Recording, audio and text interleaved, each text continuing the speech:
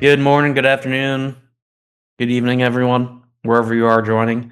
I'm Brian Osterman. I'm one of the senior solutions engineers here at Cyble. We're joined today by Ashwin Vanshi, one of our lead researchers, who's here to go through some of his research that he's done surrounding AI attacks and how it relates to infrastructure risks. So I'll let him take it away. As we go through this, if y'all have any questions, feel free to drop them in the chat.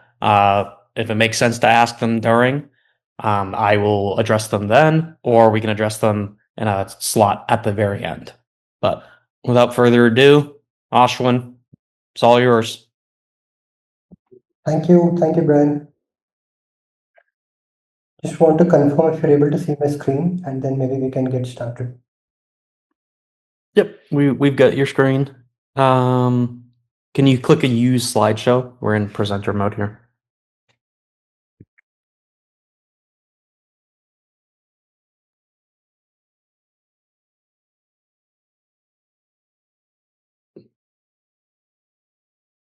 Does it Yep. sound good now? Yep, there we go. Perfect.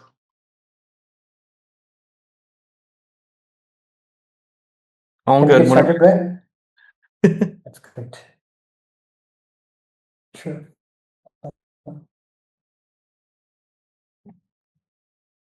Hey, to all for this particular session with related to the AI attacks to infrastructure risks, engineering in Cyble. I have an innate interest and staying updated with the latest tactics, techniques, and procedures of the latest attacks that are carried out by various threat actors. So without taking further ado, let's get into the essence of the talk and presentation. So the agenda of a talk will be specifically trying to cover in the research articles or publications that we have covered on the attacks that have been targeting specifically the United States. And we'll continue the same with related to the top ransomware attacks and the threat landscape that we have seen with related to the US. We'll slowly move into what we have seen with related to the threat landscape. And we will have some strategic key takeaways and even have a sneak peek of the A threat landscape report that is going to be released shortly. So first, before going into the whole talk of the presentation, we will first try to give an essence of whatever we have seen for the last 1 year on the ongoing attacks that have been going on within the United States. So why are we covering in all the attacks for the last 1 year is specifically to give audience an overview of what is ongoing, what is still prevalent, and what is impacting a bigger blast radius. Why are we specifying the word impacting a bigger blast radius is because we want the audience to be aware of some attacks that are still ongoing, even though it is not related to an APT or a targeted threat actor. And we want to even give audience a impact on the bigger blast radius of the attacks that are carried out by various types of scenarios that we have identified. So coming up with the first attack that we have seen, which is still ongoing and which has been right from the day we have published this report. We call this campaign name Scanception. So Scanception is a campaign that specifically leverages QR codes as delivery mechanisms. This is not going to be a specific traditional email with a phishing link, or you might have any document with a phishing link, or when you click a document, you are going to be downloading some malware from the machine. It is specifically going to transfer the attack surface to a different machine. So I'll try to give in more just to this. So specifically is like a victim is sent with a very convincingly seen file. It could mean an employment guide, it could be a payroll bonus, or it could be anything which requires urgent attention and which a victim would fall as a lure into. And what happens here is to view the victim is provided with very convincing information for the first few pages or within the page. And to view further details, the victim will be forced or will be presented with a QR code to scan for that particular QR code to view further information. So here what happens is this becomes more like a QR driven phishing, which is phishing. And this is where the attack surface moves back from your managed device to an unmanaged device. So traditionally, your personal mobile devices are unmanaged, and if you have your login credentials configured with your unmanaged device, it becomes an attack surface. And these generally fall outside the organization security parameter. And at times, when some attacks go under this particular spectrum, it becomes a bigger problem, and you might even encounter a credential compromise. At least with all the documents that we have seen a magnitude of documents, and we're still seeing this.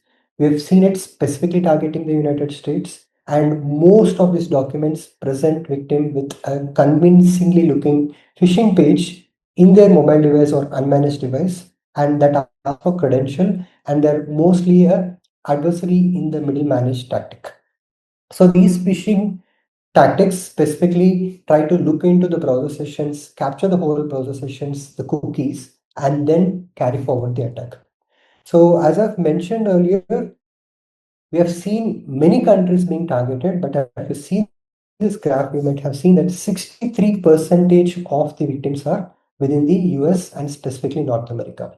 And this attack entails down to specifically targeting the manufacturing and industrial industry and technology industry, and of course targets even the healthcare and life sciences industry. So one thing that we can at least get as a key takeaway from this particular attack scenario is they are targeting some industries wherein the hygiene of security awareness and the hygiene of understanding what all are the boundaries of the organizational security parameter and what are the boundaries that is beyond the organizational security parameter is blind.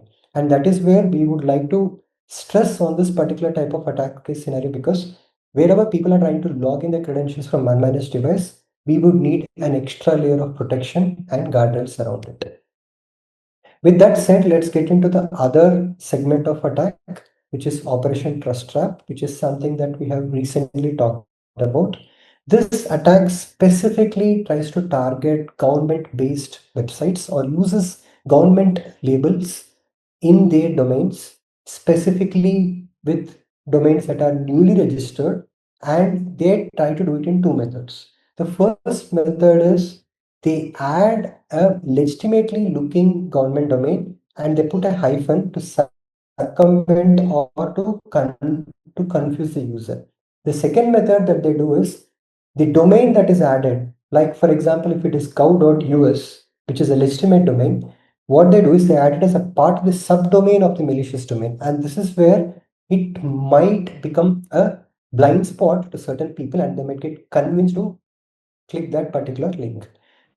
So we have identified close to 20,000 and odd domains starting from early 2026, and all of those domains had a bigger concentration around the US. So the SKUs that we have identified in these domains are specifically digital services, and they have some paths which specifically tell that we are targeting the Department of Motor Vehicles, toll payment systems, or vehicle registration renewals. So this is a bird's eye view of how the different types of industries are being targeted, or the different types of states have been targeted with convincingly looking domains. The first is, if you see, it's Washington. WA.gov is a legitimate domain, CA.gov is a legitimate domain, and what happens after that is the attacker has put in a hyphen and then added in his malicious domain to make it look it very convincing. So I was sharing a simple example of it. The website that we have encountered during our research, we have encountered a lot, but we have seen during our research, which we felt is a classic example, is the Massachusetts Registry of Motor Vehicles. The landing page is mass.gov, which is a legitimate domain, but afterwards what has happened is the attacker has put in a hyphen and then added in some random characters, and he has put across a different top level domain. So here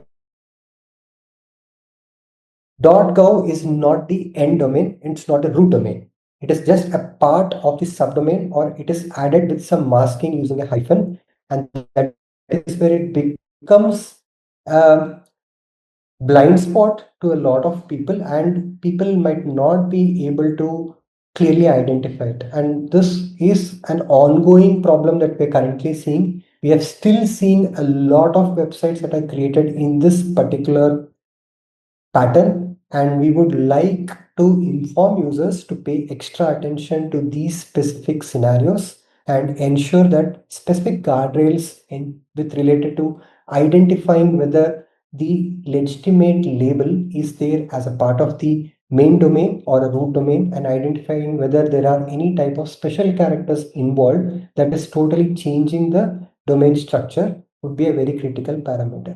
In addition to this, it will be very good for organizations to put controls on websites that are newly registered following the same patterns. So this can give an additional aspect to people to not fall a victim and prey on these attacks. So what happens specifically is once people visit these websites, it will be presenting them with a toll fraud, and the moment they actually click in the link and do the payment, they fall a victim to this. So the attackers enjoy benefiting from this particular scenario. So now we have covered in at least two scenarios. And now let's look back into what is really the threat landscape. Is the threat landscape what we are seeing across the Cyble Vision platform, at least trying to give us some information or give us some particular signals on what is really going around? So what we have done here is we have looked back into the data lake or the data pointers of whatever we have seen within the Cyble Vision platform. We have looked into the ongoing threat actors. We have seen in what are the key target country based indicators, and we have even looked into the top ransomware incidents. So, in a nutshell, what we have seen in the past 6 months is over 200,000 indicators of compromise, which even includes targeting the United States. Here the platform of Vision doesn't specifically provide in only United States. We have target countries. We have close to monitoring of around more than 170 target countries, out of which even United States is also one. We have seen close to 150 active threat actor groups, and preliminarily the focus has been with threat groups attributed to China, Russia, and Iran linked adversaries. And we have seen close to 1,800 and odd ransomware incidents. So, what I'll do is I'll take a segue, I'll try to present in what we have seen in Vision with live data. So, Vision is a platform of Cyble that curates, records, and provides in a very clear context with proper attribution to all our users. So let me quickly open that. Brian, can you please confirm if you're able to see my screen with related to Cyble Vision? Yep, we can see it. Great. So these are all the adversaries that we have covered over the last 6 months. As you see, ongoing with related to what we see. We have covered a recent. So what high level lessons that we've seen over this ransomware continues to become a bigger problem with all the lot of AI assisted and AI driven based attacks, and we have seen certain places where these have turned out to become a different double-edged sword, wherein you have not done any problem, but the attackers have looked back into some misconfigurations and tried to capture the credentials and taken it forward. I'll be anyways covering in more details about it. But that said, we have covered a lot of advisories giving in all this context of what is a target country. And by navigating into the Vision platform, if you just select the target country, and if you would like to go in still more depth, if you would select the target industry, you would get a curated intel of what is the ongoing attacks that are going on within your country for the specific vertical. And creating the same nomenclature, we have even looked back into the indicators of compromise that are targeting the country. As I've already said, we have curated intel for close to 170 odd countries, and we have identified close to 200K indicators of compromise, a majority of them being high confidence and attributed to a particular adversary, malware family, or a threat actor.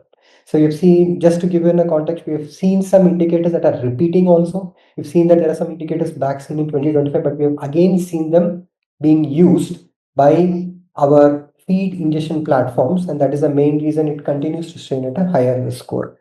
So it clearly shows that there are a lot of indicators, and US still continues to be a clear attacker platform for most of the threat actors. And when you look back at even the threat actor library, as what I told earlier, there are 150 threat actor groups, and out of which these are the most actively seen threat actors. So what we do is we record a curated library of all the threat actors that we see, and we look into what is a target company, target industry, target region, all attributed back to the target country. So if you just select the target country, like for example, if I select the target country to be maybe this, I get some information. But if I again change it to United States, I see that this is the total number of groups. And just to give you more context, this is not only related to malware, it is even related to activism, cybercrime, and whatever we have seen the different attack groups within deep web and dark web. So if you see here, there's a activist group called 313 team, and we've seen that specific group also to be active. And the last activity that we have seen for that group is on 17th of June 2026. And lastly, wanted to show in a clear global map of the different ransomware incidents that we have seen for the past 6 months. So we have at least recorded 3,946 vetted and confirmed ransomware incidents, which translates back to 71 ransomware gangs. So we closely monitor around 71 ransomware gangs, and we have ensured that we keep a close inventory of whether we see a spike of those ransomware gangs and what is the activity of it. So again, getting back to my slide, if you see this, we have seen these groups, Quillen, Akira, Ink Ransom, Dragon Force, and Play being used exclusively over the past 6 months period. And they have been very predominantly attacking or targeting back the professional services, construction, manufacturing, and healthcare services. Apart from these top 5 ransomware groups, there is a extra stress and attention that we need to specify on the gentleman ransomware group, because they have integrated AI assisted capabilities in different stages of the attack chain, right from displaying the ransomware note and showing how to do the payment, and even using some workflows with related to how the ransomware should work, etc., and so on. We have seen gentleman ransomware group exclusively using AI. So this becomes a very interesting parameter or attribute for us to look into, because we all have seen ransomware becoming a threat. They're doing double extortion, triple extortion, the siphoning of your data. They're doing even data leak in the deep web and dark web with related to the victims. So if you look into it pretty closely, what you see here is, while most of these groups operate as affiliates, ransomware as a service, and try to even provide in recruitment opportunities for people, and even given as a paper install mechanism also. We have seen that these integrated AI assisted capabilities, while it is not so common across these 5 groups, it continues to be a very ongoing trend and a bigger problem. While we have not seen Quillen, Akira, Ink Ransom, and Dragon Force and Play, which is the top ransomware groups deploying AI, this could surely be a shift that we could see with related to the threat landscape within the whole ecosystem in the nearby future. Now, I'll try to move into the next part of what we see with related to the threat landscape with AI. So what we have covered earlier are different flavors of attacks that we have seen within the US ecosystem. But as we move the shift, we have seen a lot of attacks that have tried to use AI driven, AI assisted, and maybe the whole AI end-to-end ecosystem in their whole workflow, right? And we have even seen this predominantly used by a lot of APT groups. So I will stress my essence in some few key attack incidents or timelines within the APT groups targeting the US, and what are some lessons that we have learned. which we could even correlate it with the bigger ecosystem of people. So the first problem, what we have seen is within the threat landscape, is a very common thing with a lot of websites that have been developed recently. A lot of websites that are currently being developed and spun up recently are AI assisted, which we already know. And many people even use AI based vibe coding, right? So you write in some prompts, and those prompts gets translated to code, and you commit that code back to your repositories. And sometimes these check-ins or publishing the websites with a proper guardrails becomes a bigger problem. And this is the exact scenario that what we have observed. So we have identified a lot of places wherein these credentials have been hard coded. These credentials have been hard coded in the websites, and these credentials have been hard coded in secrets, specifically hard coded in your GitHub codes repositories. So what happened is, at a specific case scenario, we have identified these credentials that have been either in a website or in GitHub to be copied by attackers and being utilized in their workflows. Not only that, we've even identified these keys being sold in the deep web and dark web marketplaces. And this is pretty concerning because unless there are very good guardrails put in terms of ensuring that your AI based credentials or tokens are to be treated like passwords, they should be rotated frequently. This becomes a very clear playground for attackers to do automated tooling or simple scanning, getting back all the details and then taking things forward. So one thing that at least Cyble can provide here is you can configure your API key within the Cyble Vision platform. And if we have identified your API key in any of the deep web, dark web, or forum mentions that we are closely monitoring, you will be immediately notified. And the moment you're notified, you could rotate the key. While we are ensuring that we have good hygiene within the enterprise, there could be places or there could be scenarios that attackers might still find out some ways to expose in data. It could even happen because of an insider theft. So at these cases, monitoring in these places or classified places like deep web, dark web, and forums becomes a very critical parameter. And that is where, if you do it and if you identify that your key has been still exposed, and even though you're having guardrails, you can re-audit and ensure that your keys are rotated. With that, let's move into the next part wherein AI is used as a threat multiplier. Specifically around the US ecosystem, we have identified around the US ecosystem, sorry, I'm correcting it, across targeting US economy or the US or the United States, we have identified these key incidents. The first one is APT42.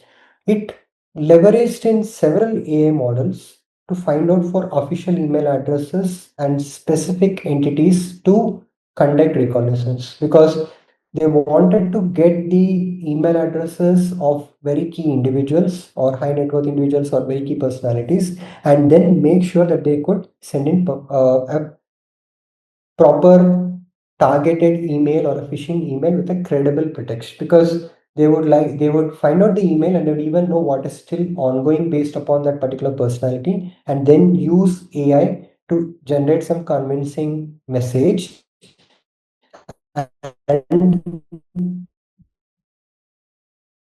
intel in a particular attack.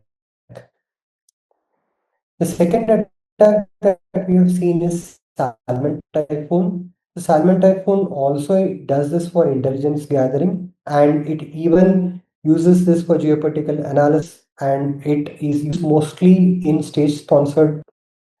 And if you look back into APT31 Judgment Panda, it has used AI platforms specifically to automate vulnerability research and expert analysis. So why is this used? It is used.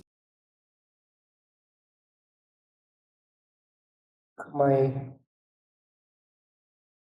screen got disconnected for a moment. Brian, can you hear me? I lost you for a moment. I lost the internet for a Yeah, moment. we have you back now. Yeah, it dipped off for a second, but you're back. Good, good. So if you see here, yeah, fine. So APT31 used specialized AI platforms to automate vulnerability research because the moment they find out an exploit or they find out an exploitation in the victim's machine, it could accelerate their exploit development and ensure that they could deploy the payload faster. And we have identified another segment or another vertical of attacks with related to the team PCP LLM supply chain compromise. So what happens here is the moment you use multiple plugins or multiple extensions within your AI, and if that extension is compromised, that becomes the attack delivery vector, and that will start to give in a lot of problems because it is already residing in, you have approved that particular application and you have not properly audited. So this is where it will actually given a lot of problems wherein it could given credential theft, enable lateral movement, persistent remote access within the affected environments. So based upon these incidents that we have seen, what are the key risks that we have identified? So the key risks that we have identified is AI is now being used across the whole ecosystem or across the whole stack to make more convincing and phishing based impersonation campaigns. Earlier, you used to find typos, you used to find that the context was not clear, or you used to find that the message was not convincing. But right now, it has become more convincing even for non English speaking users or non US native speaking users to tailor in more convincing attacks. It has significantly accelerated reconnaissance because gathering the victim information, knowing what to do in the victim's machine, etc., has gone significantly higher. It has given in enough signals and markers for faster vulnerability exploitation because the moment you get different types of parameters of the victim's endpoint, it will be easily giving you index on what type of exploits you could run, what is the success rate of it, and how can you intel it more further.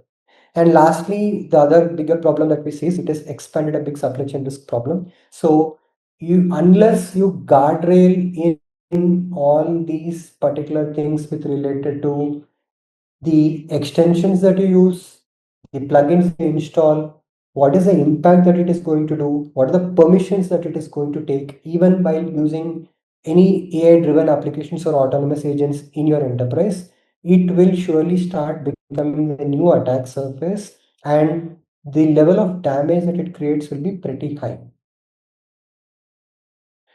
Now, as we have covered all these things, what are the strategic takeaways and protection outcomes?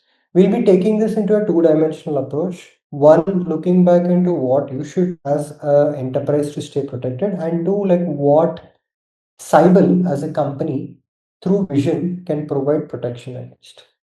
The first thing is you should always enable real-time IOC monitoring.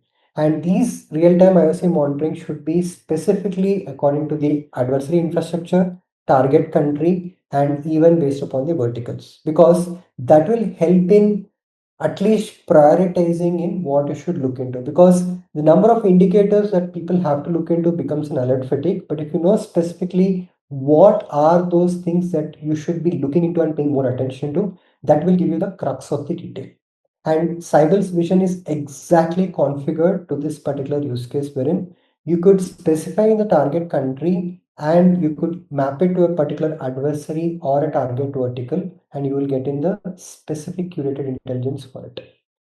With that said, since AI is being used for a lot of end-to-end phishing and brand impersonation, brand and executive monitoring is very, very important.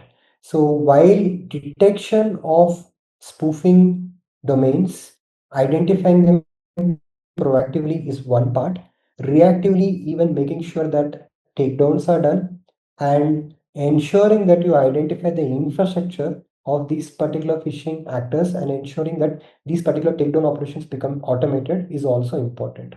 Cyble's platform has even AI assisted or AI driven workflows for automated takedowns, and you could feel free, the viewers of this program could feel free to reach out to the sales team to get more details about it.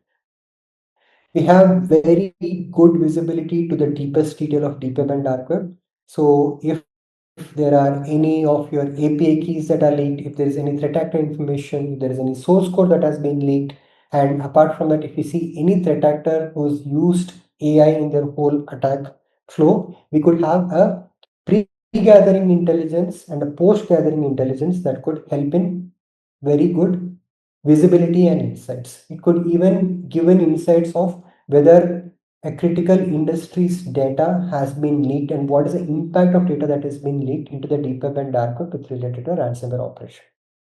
And as I've mentioned earlier, we have a global targeting intelligence. We track intelligence actively across 150 odd countries on a daily basis every hour, spanning across more than 70 industry sectors. And you could use that for actionable intelligence and trends and even patterns for victim profiles. All these indicators are classified based upon different confidence levels and how many times we have seen to give in more context. And the whole of the vision platform relies or encompasses in threat actor attribution and TTP correlation. So all the indicators that we curate on a maximum percentile have attribution to a particular threat actor, malware family, or the attacker's footprint. And this is even tied back to the MITRE TTP framework. So that could give in a very good insight by seeing that you have an IOC, you know what's the target country, the threat actor, and you know what are the TTPs that are responsible for that IOC to come into purpose. And that could give in a instant responder and threat intelligence analyst and even any type of a investigation person to give more context and detail to take the course of action. So with that said, we are coming to the closure of the talk. We are releasing in AI Threat Landscape report shortly. This will be available to all the users who are registered to this webinar. And this report covers in the whole ecosystem that we have seen with related to the advancement of AI adversaries and how they have multiplied using AI.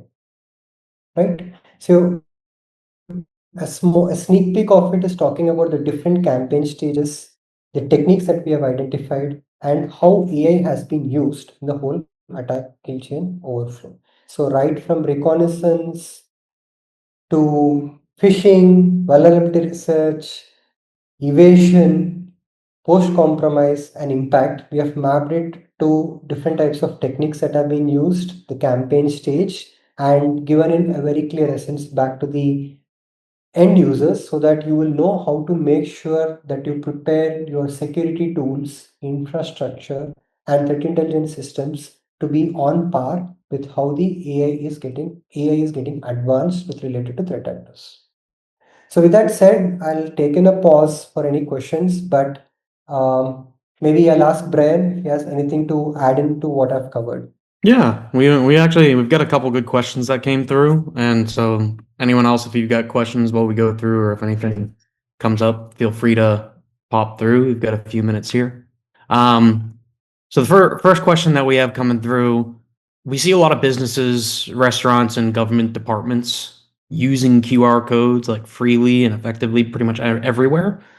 And so the average person is very used to just scanning a QR code with their phone and not thinking twice about it.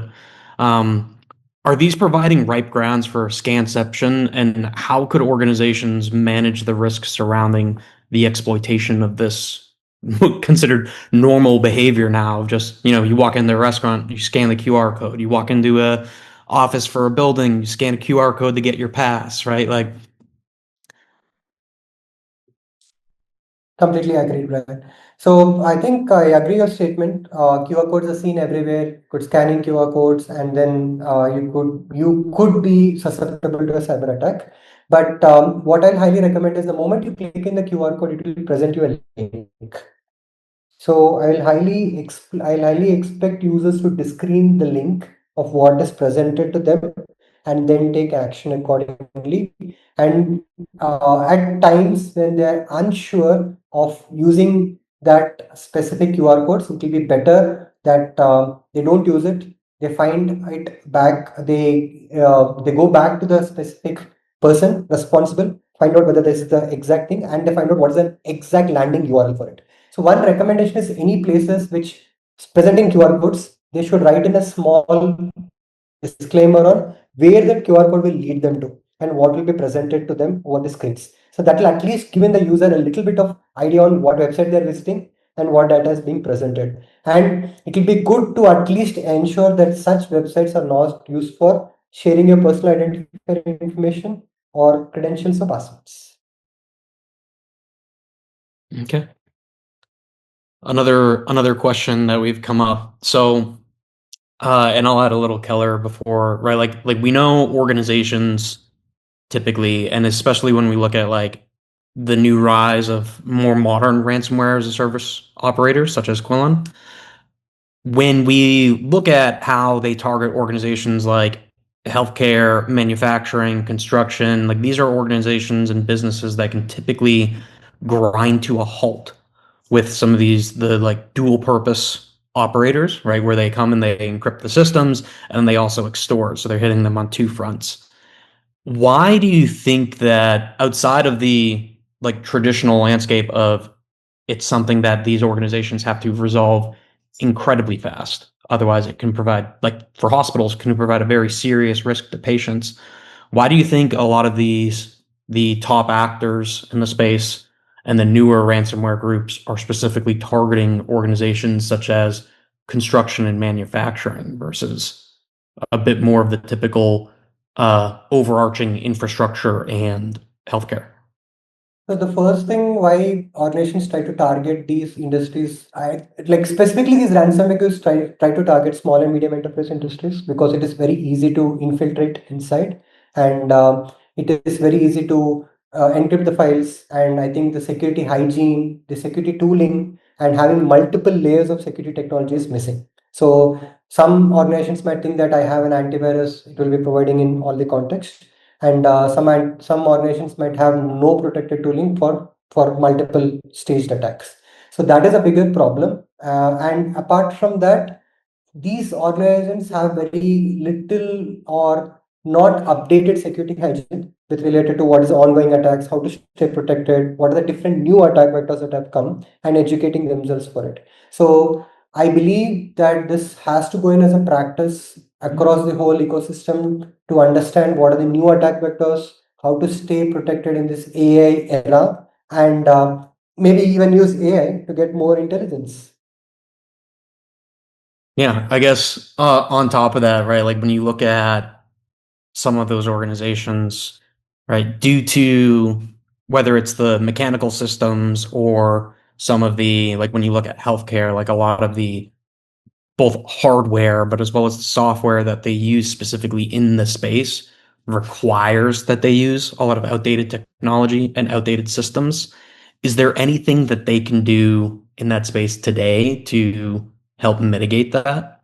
Especially when we look at the rise of like AI operated, say, like scanning and searching for vulnerabilities and potential avenues of attack against these organizations when they're basically forced, for lack of a better phrase, right, to use this outdated technology.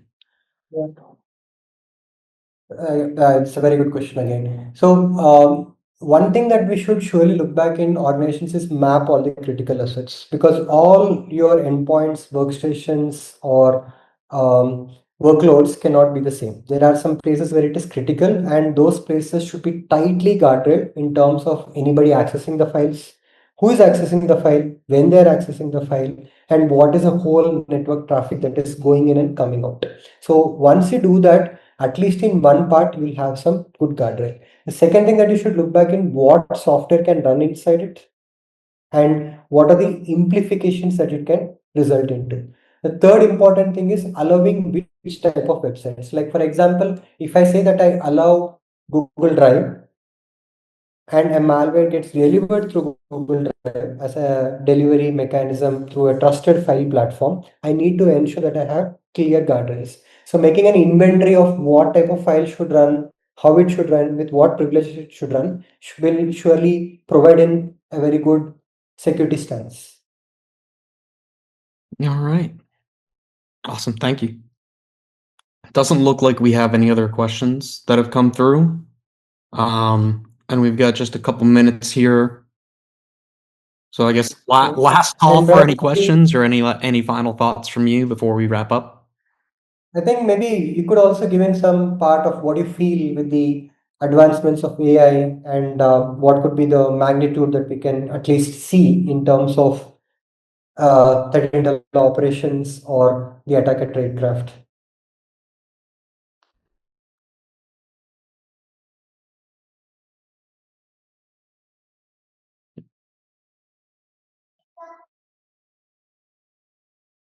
Okay.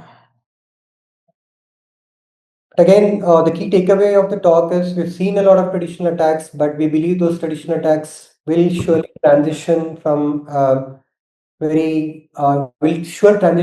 being using normal workflows to an AI assisted workflow or AI driven workflow.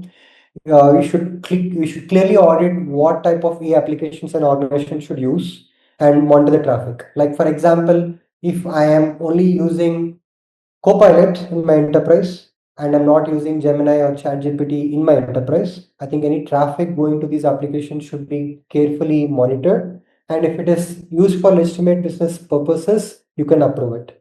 And you should even go back into looking into which verticals have how much of access and what is the implication of it. It is just like you cannot give an APK and say that everybody in the organization can use it. It should be only certain people. Shouldn't hard code your API keys into the code or into some repositories directly.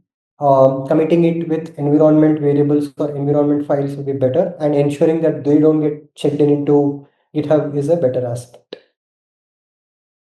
All right. Awesome. Well, thank you, Ashwin. It was very Welcome. informative. It was great to hear from you and hear some of the research that you've been doing here. Thanks, everyone attending, and those of you who asked some questions. Hope it was valuable for all of you as well. I guess we can let everyone go with a minute left here. Sure. But And for yeah. all the attendees who have visited the talk, as we've already told, we'll be sharing in the AI Threat Landscape report.